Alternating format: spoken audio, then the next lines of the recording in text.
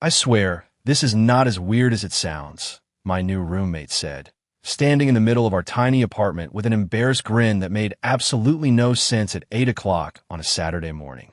If anyone had walked through the front door at that exact moment, they would have come to every wrong conclusion imaginable. My name is Ethan Brooks, and until 3 days earlier, my biggest concern had been whether I could finish the architectural proposal due Monday morning. Instead, I found myself staring at Noah Carter, the 21-year-old college student who had just moved into the spare bedroom after my previous roommate accepted a job in Seattle. Noah was energetic where I was reserved, talkative where I preferred silence, and somehow capable of turning the most ordinary situations into stories worth remembering. He held a folded package in one hand and a tape measure in the other before letting out a nervous laugh. "The coach said the company needs exact measurements before they finish my custom training uniform," he explained. "I tried doing it myself, but apparently shoulders don't measure themselves very well." I blinked twice before realizing what he was actually asking. "You want me to help with the measurements?" He nodded so quickly I almost laughed. "Only because I don't know anyone else in town." The awkwardness disappeared almost immediately once the misunderstanding was cleared up, but fate apparently enjoyed making simple moments unnecessarily dramatic. Just as I stretched the measuring tape across Noah's shoulders while reading numbers from the instruction sheet included with the uniform order, Mrs. Patterson from apartment 3B knocked once before pushing the already unlocked front door open with a borrowed casserole dish in her hands. Her eyes widened. Noah froze. I still held the measuring tape. The silence lasted exactly 3 seconds before she smiled far too knowingly and quietly backed into the hallway. "I can come back later," she said with a grin that guaranteed our building would invent an entirely fictional version of this morning before lunchtime. The door clicked shut. Noah covered his face with both hands. "Well," he groaned, "I guess I'm never making eye contact with anyone in this building again." I couldn't help laughing. It was the first genuine laugh I had managed in months. After my last relationship ended almost a year earlier, laughter had become something rare, replaced by long work hours, empty evenings, and takeout dinners eaten alone while reviewing blueprints. Living with another person again had sounded exhausting when I first agreed to rent the spare room, but Noah somehow filled every quiet corner of the apartment with easy conversation and harmless optimism. By noon, we had assembled mismatched bookshelves from a discount furniture store, argued over whether pineapple belonged on pizza, and accidentally discovered that neither of us could keep a houseplant alive for longer than 2 weeks. The apartment itself wasn't impressive. It sat above a neighborhood coffee shop in Columbus, Ohio, with squeaky hardwood floors, old windows that rattled whenever trucks passed outside, and a kitchen barely large enough for 2 people to stand comfortably. Yet for the first time in a very long while, it didn't feel empty. That evening, while the city lights reflected across the rain-speckled windows, Noah quietly thanked me for helping with the measurements. "Most people would have thought the request was strange," he admitted. "Maybe," I replied, setting 2 mugs of hot chocolate on the coffee table. "But sometimes the strangest beginnings end up becoming the stories people never forget." Neither of us realized then how true those words would become. The following weeks settled into a rhythm that surprised me. I had expected living with a college student to mean constant noise, late-night parties, and a refrigerator mysteriously emptied every morning, but Noah somehow managed to challenge every stereotype I had ever believed. He left for campus before 8 o'clock carrying an overstuffed backpack, returned in the late afternoon smelling faintly of coffee from the campus cafe, where he worked part-time, and somehow still had enough energy to smile as if the day had just begun. Meanwhile, my own routine barely changed. I spent long hours at the architecture firm drafting residential projects, attending client meetings, and making endless revisions that most people would never notice. Yet every evening, when I climbed the old wooden stairs to our apartment, I found myself wondering what unexpected conversation would be waiting behind the door. Sometimes Noah was experimenting with recipes that rarely looked attractive, but almost always tasted better than expected. Other nights, he sat cross-legged on the living room floor surrounded by textbooks, highlighting pages with so many different colors that it looked like modern art instead of homework. Little by little, Our apartment stopped feeling like two strangers sharing rent and started feeling like a place that belonged to both of us. One Thursday evening, the old kitchen faucet suddenly burst into a steady spray of water that soaked the counter within seconds. I reached for the shutoff valve while Noah scrambled across the room, holding every towel we owned. We laughed so hard trying to stop the leak that neither of us noticed we were completely drenched until the crisis had already passed. Instead of calling it a disaster, Noah declared it our first official roommate emergency, then insisted we celebrate our unexpected plumbing victory with grilled cheese sandwiches and tomato soup from the small diner around the corner. Moments like that became strangely normal. We argued about movies, competed over impossible crossword puzzles, and discovered we both had terrible singing voices that somehow became even worse whenever we cleaned the apartment on Sunday afternoons. Mrs. Patterson continued smiling every time she saw us in the hallway, clearly refusing to let go of her original misunderstanding, and Noah eventually decided it was easier to wave politely than attempt another explanation no one would believe anyway. Underneath his easygoing personality, though, I began noticing small details that did not match the cheerful image he showed everyone else.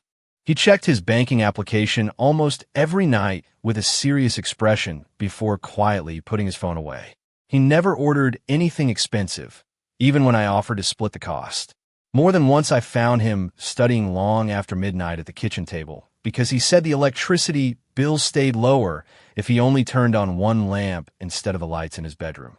Whenever I casually mentioned family, the conversation shifted almost instantly toward another subject. I did not push. Everyone carries stories they're not ready to tell. I understood that better than most. Still, there were moments when I caught Noah staring silently out the rain-speckled window after believing I had already gone to bed, his bright smile replaced by an expression filled with worry that disappeared the instant he realized someone was watching. It was the first time I wondered whether the happiest person in the room might also be carrying the heaviest burden, and something deep inside me quietly decided that if the day ever came when he needed someone to stand beside him, he would not have to face it alone. Saturday mornings usually belonged to laundry, grocery shopping, and pretending the apartment was cleaner than it actually was. That particular weekend began the same way until Noah's phone buzzed across the kitchen table. He glanced at the screen, and for the first time since I had met him, every trace of color disappeared from his face. He quickly picked up the phone and stepped onto the small balcony, closing the sliding glass door behind him. I was not trying to listen, but his voice carried through the thin glass. "I know the payment is late," he said quietly. "Please just give me another week. I will figure something out." A long silence followed before he thanked the person on the other end of the call and stood perfectly still, staring at the busy street below. When he came back inside, he forced the familiar smile onto his face, but did not quite reach his eyes. "Everything okay?" I asked as casually as I could. "Just school stuff," he answered almost immediately before changing the subject by asking whether we needed more coffee.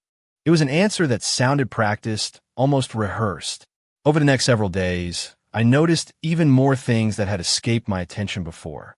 Noah accepted every extra shift the campus cafe offered, sometimes working until closing before returning home to finish assignments that kept him awake well past midnight. He skipped lunch more often than not, insisting he had eaten earlier even when the untouched sandwich in the refrigerator quietly proved otherwise. One evening, I found him carefully repairing the worn sole of one sneaker with adhesive instead of replacing the pair. "These still have plenty of life left," he joked, but the joke landed with more sadness than humor. The truth finally revealed itself by accident. I came home early because a client meeting had been canceled and found several envelopes spread across the kitchen table. Noah had stepped downstairs to collect a package, leaving the papers behind without realizing I had arrived. I looked away immediately because they were clearly personal, but one envelope had already caught my eye before I could stop myself. It was a hospital billing statement. Another contained tuition payment reminders. A third listed overdue utility expenses for an address in Kentucky. I heard the apartment door open and instinctively turned toward the window before Noah could think I'd been reading anything. He quietly gathered every envelope into a backpack without saying a word. After several uncomfortable seconds, he let out a long breath. "I should probably explain before you start imagining something much worse," he said with a tired smile. He told me his mother had been dealing with a chronic medical condition for years. Insurance covered part of the treatment, but not everything. His younger sister still lived at home, and every dollar Noah earned beyond tuition went directly back to his family. He had never wanted anyone to know because he hated being treated like someone people needed to rescue. "Everyone thinks college is supposed to be the best years of your life," he admitted softly. "Most days I am just trying to make sure the lights stay on back home." I looked around our modest apartment, suddenly understanding why he counted every grocery receipt, why he refused every unnecessary expense, and why his cheerful optimism sometimes disappeared when he believed nobody was watching.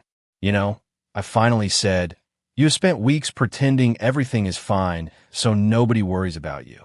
Maybe it is time someone worried anyway." Noah lowered his eyes for a moment before quietly laughing through the emotion that threatened to overwhelm him. "That might be the nicest thing anyone has said to me in a very long time," he replied. And in that simple moment, our apartment stopped feeling like a place where two roommates happened to live and started becoming a place where neither of us had to carry our burdens completely alone.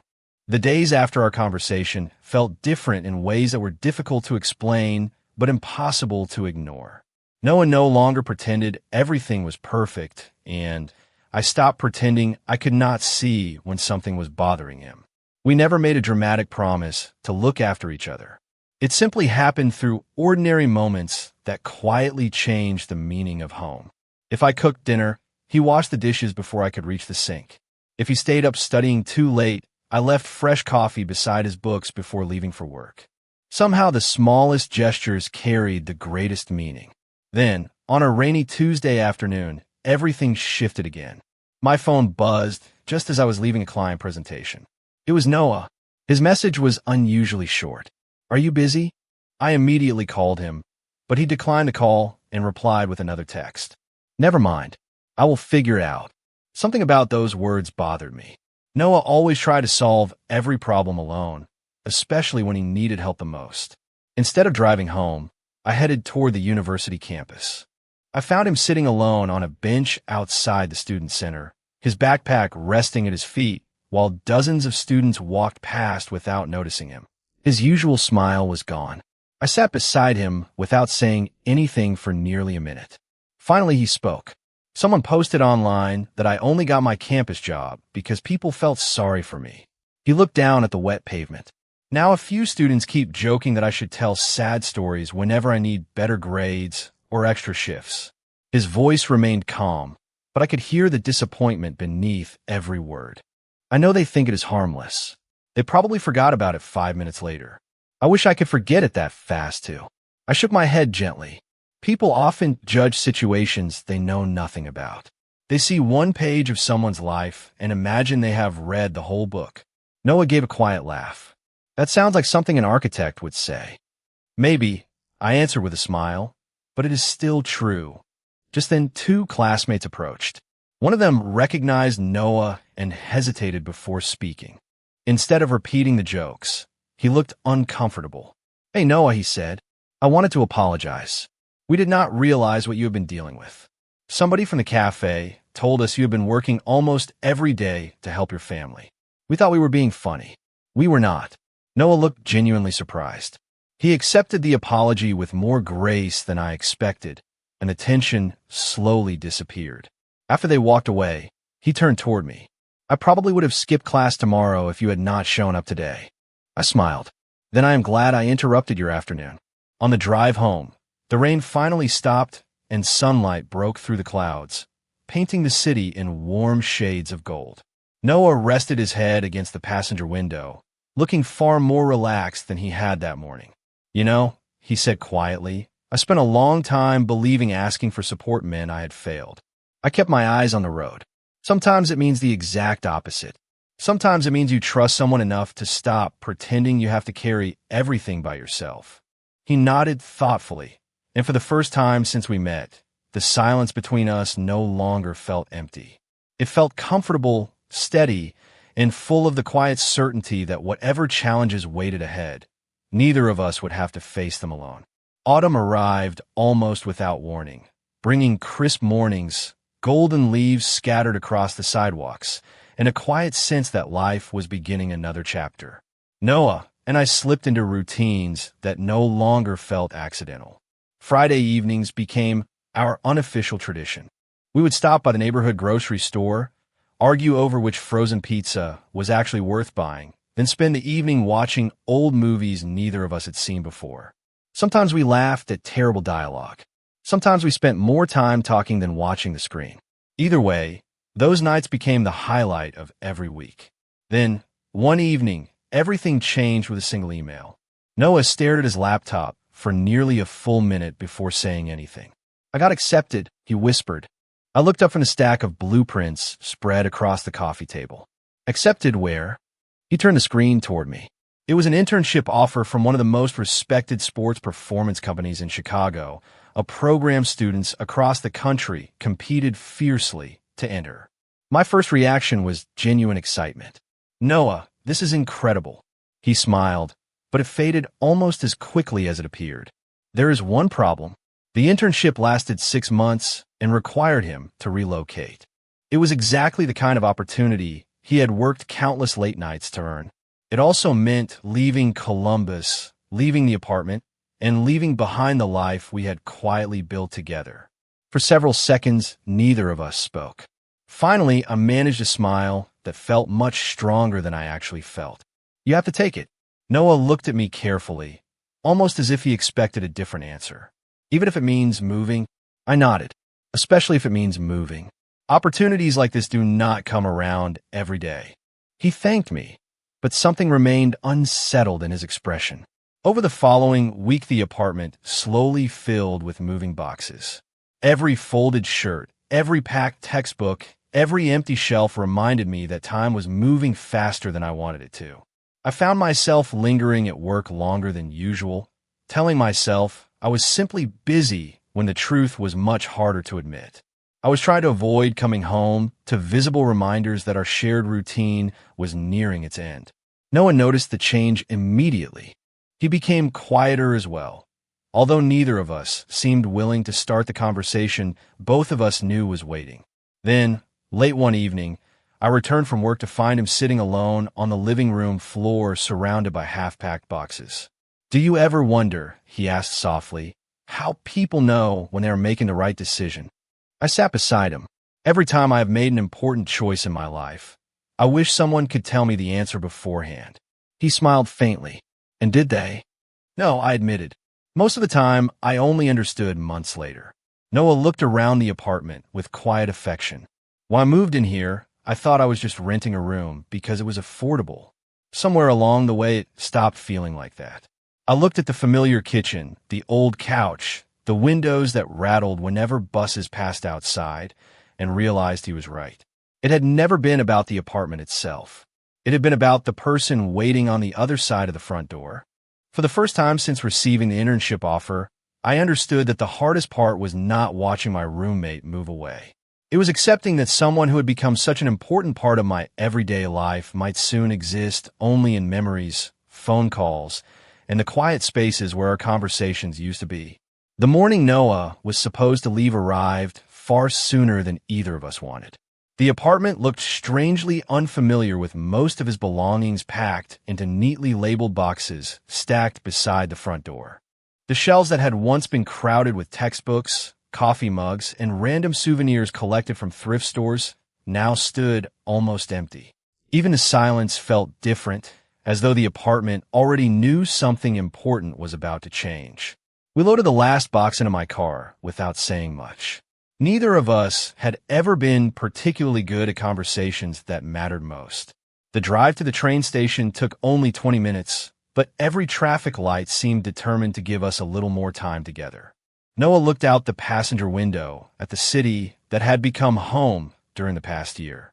"I used to think success meant leaving every place behind," he said quietly. "Now I'm not so sure."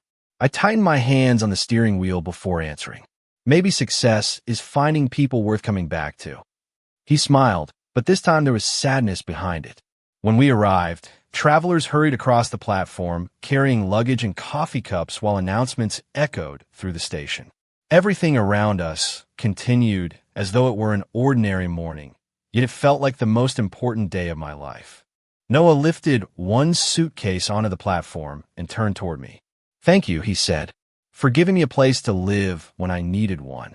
I shook my head gently. "You rented a room. You gave me a home." He laughed softly, then looked down at the ticket in his hand without moving another step. Seconds stretched into an uncomfortable silence. Finally, he looked back at me with an honesty I had never seen before. "There is something I've been trying not to say because I did not want to make this harder." My heart began racing long before he finished the sentence. "Then maybe you should say it anyway," I replied. Noah took a slow breath. "When I accepted the internship, everyone congratulated me because they thought it was my dream. They were right. But nobody asked what I was leaving behind." His eyes met mine. "The hardest part has never been moving away from this apartment. It has been moving away from you." For a moment, I simply stood there, realizing that every feeling I had carefully hidden for months had already been quietly understood by the person standing in front of me. I smiled in spite of the emotion rising in my chest. I kept telling myself that supporting your future meant pretending I would be fine after you left. Noah stepped a little closer. "Would you have been?" I let out a quiet laugh. "Not even a little." The announcement for boarding echoed across the station. Noah glanced toward the train, then back at me. Instead of picking up his suitcase, he slowly reached into his jacket pocket and unfolded another envelope. "There is one thing I never told you," he said. "The company offered me 2 starting dates. I only accepted the earlier one because I thought staying would make saying goodbye even harder." He looked at the ticket in his hand for one final moment before smiling with quiet certainty. "I think I finally realized that some opportunities can wait, but the right people should not." He walked to the service desk, exchanged a few quiet words with the attendant, and returned carrying a new ticket dated 1 month later. "I still plan to earn that internship," he said. "I just want one more month here first." I could not stop smiling. We left the station together with the morning sun breaking through the clouds.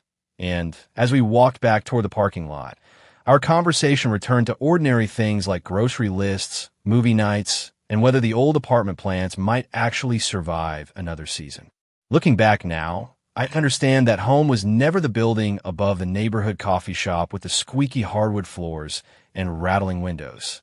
Home was the person who turned ordinary days into unforgettable memories. And sometimes the greatest journey in life is not finding a new destination, but recognizing that the place you truly belong has been beside you all along. The extra month passed more quickly than either of us expected, but everything about it felt different because neither of us was hiding anymore. We did not suddenly become experts at talking about feelings. Instead, we learned that honesty often lived inside ordinary moments. Noah would reach for an extra coffee mug without asking because he already knew I would be working late. I would stop by the bakery near my office every Wednesday because I knew they only made his favorite cinnamon rolls on that day. It was never about grand gestures. It was about paying attention. One Saturday afternoon, we decided to repaint the living room, mostly because the faded beige walls had survived far too many years without anyone caring about them. We spent the entire day laughing over paint samples, arguing about colors that looked completely different under natural light, and accidentally leaving handprints on the floor that refused to come off. Mrs. Patterson wandered in halfway through carrying homemade cookies and immediately announced that the apartment finally looked like people actually lived there instead of simply passing through. After she left, Noah smiled and looked around the room. "She is right," he admitted. "It feels different." I nodded, because we stopped treating it like a temporary stop. He leaned against the freshly painted wall and quietly said, "I spent most of my life believing I had to keep moving. New schools, new jobs, new apartments. I thought standing still meant falling behind." I placed the paint roller into the tray and answered without looking away from him. Sometimes staying is the bravest decision you can make. A few days later, Noah received another call from Chicago. I could tell by the expression on his face that something unexpected had happened. This time, however, He did not step onto the balcony or pretend everything was fine. He handed me the phone after the call ended. "They offer me something I never expected," he said. The company had reviewed his situation and agreed to let him complete the first portion of the internship remotely while finishing the semester in Columbus. He would only need to relocate after graduation. "That gives me several more months here," he said with a smile that seemed brighter than any I had seen before. "Looks like life made the decision for both of us," I replied. He laughed softly before growing thoughtful again. "You know what is strange? A year ago, I would have measured success by the city where I lived or the title printed on a business card. Now, I think success might be waking up excited to see who is drinking coffee across the kitchen." His words stayed with me long after the conversation ended. That evening, we walked through the neighborhood park while the last autumn leaves drifted across the walking paths. Families played with children, couples walked their dogs, and musicians performed near the fountain. Everything felt wonderfully ordinary. Noah stopped beside the small bridge crossing the creek and looked out over the water reflecting the orange evening sky.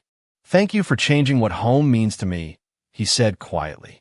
I smiled because I finally understood something I had been searching for since long before Noah rented the spare bedroom. Buildings could be designed with perfect proportions, beautiful materials, and careful planning. But none of them truly became homes until the right people filled them with laughter, kindness, forgiveness, and memories.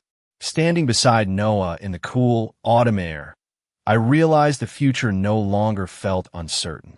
It simply felt shared, and somehow that made every tomorrow seem a little brighter than the day before. Winter settled over Columbus with quiet determination, covering rooftops with a thin blanket of snow and turning the familiar streets into scenes that looked almost untouched by time. The apartment above the neighborhood coffee shop felt warmer than ever, not because the old heating system had suddenly improved, but because every room now carried the comfort of shared routines that neither Noah nor I took for granted anymore. The calendar slowly counted down the remaining weeks before his graduation ceremony, and with every crossed-out day, another chapter quietly came to an end. One evening, while I was finishing a residential design proposal at the kitchen table, Noah walked in carrying 2 paper bags from the grocery store and a smile that immediately caught my attention. "I have good news," he announced before placing everything on the counter. "My mother called this afternoon. Her latest treatment is working better than the doctors expected." Relief spread across his face in a way I had never seen before. The constant weight he had carried since the day we met seemed lighter, replaced by genuine hope instead of determined endurance. We cooked dinner together while he talked about his younger sister earning excellent grades and how she had already started applying for college scholarships. Listening to him describe his family, without worry woven into every sentence, felt like witnessing sunrise after a long season of cloudy mornings. Later that weekend, we drove to Kentucky to finally meet them in person. Noah had asked whether I would come along, and although I felt slightly nervous, I agreed without hesitation. His mother greeted us at the front door with a warm embrace and immediately thanked me for something I had never expected to hear. "You gave my son something no amount of money ever could," she said gently. He laughs again. I looked toward Noah, who pretended to be fascinated by the family photographs hanging on the wall, clearly embarrassed by the compliment. The afternoon passed with homemade food, old stories, board games, and conversations that somehow made me feel as though I had known them for years instead of hours. As we prepared to leave, Noah's mother quietly handed me a small envelope. Inside was a photograph of Noah as a little boy sitting beside a handmade treehouse, smiling exactly the way he smiled now. Written on the back were simple words in careful handwriting. "Never forget that home is where someone waits for you with kindness." During the drive back to Columbus, neither of us spoke for several miles. The photograph rested safely inside the glove compartment, but its message stayed with me. A few days later, graduation finally arrived. Families filled the university auditorium with applause, cameras flashed from every direction, and proud parents searched the stage for familiar faces.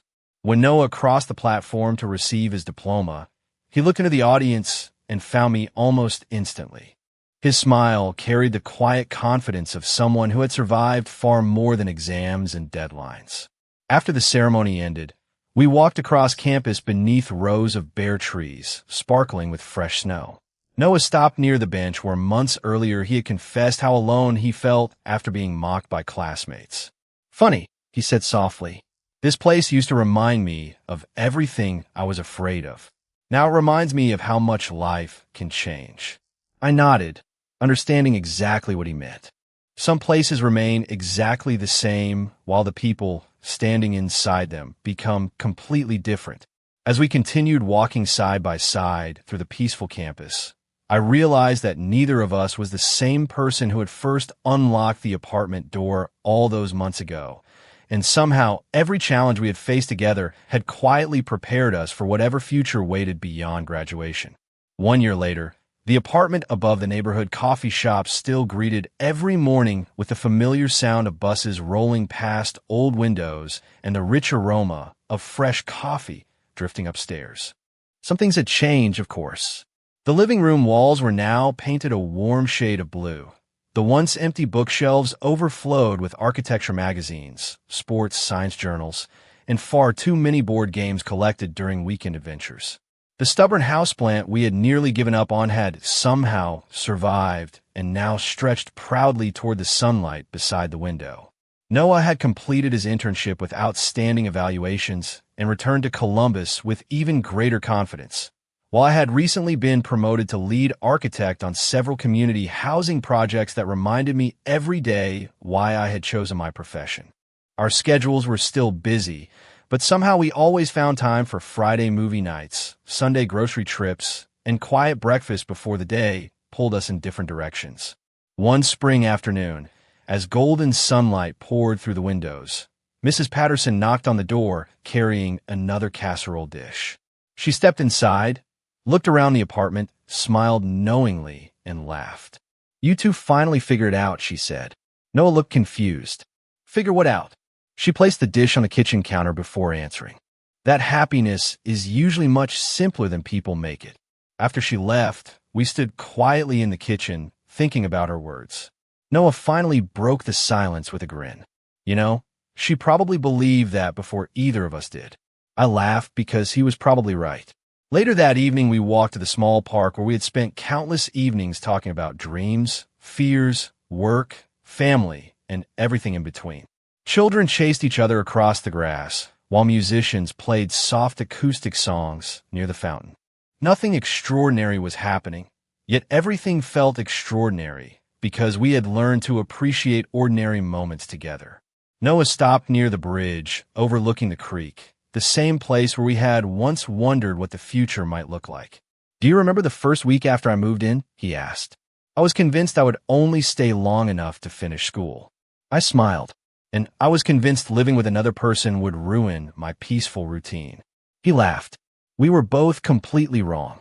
We stood there watching the water flow beneath the bridge until he quietly reached in his backpack and handed me a small framed photograph. It was the picture his mother had given me months earlier, but now another photograph rested beside it inside the frame. The first showed Noah as a little boy smiling beside a treehouse. The second showed the two of us standing in front of our apartment building, laughing after accidentally spilling paint on each other during the living room renovation. Across the bottom of the frame, in simple lettering, were the words, "Every home begins with kindness." I looked at Noah, feeling grateful for every unexpected moment that had brought us here, from an awkward misunderstanding with a measuring tape to countless conversations that slowly built trust one ordinary day at a time. Life had never followed the plans either of us imagined, yet somehow it had written a better story than we could have designed ourselves. As we walked back toward the apartment beneath the warm evening sky, I realized that the greatest chapters in life are rarely the ones we carefully plan. They're the ones that begin with simple acts of kindness, grow through patience and honesty, and quietly remind us that sometimes the person who changes your life forever is simply the one who knocks on the door carrying a suitcase, asks for a little help, and unexpectedly becomes the place where your heart finally feels at home.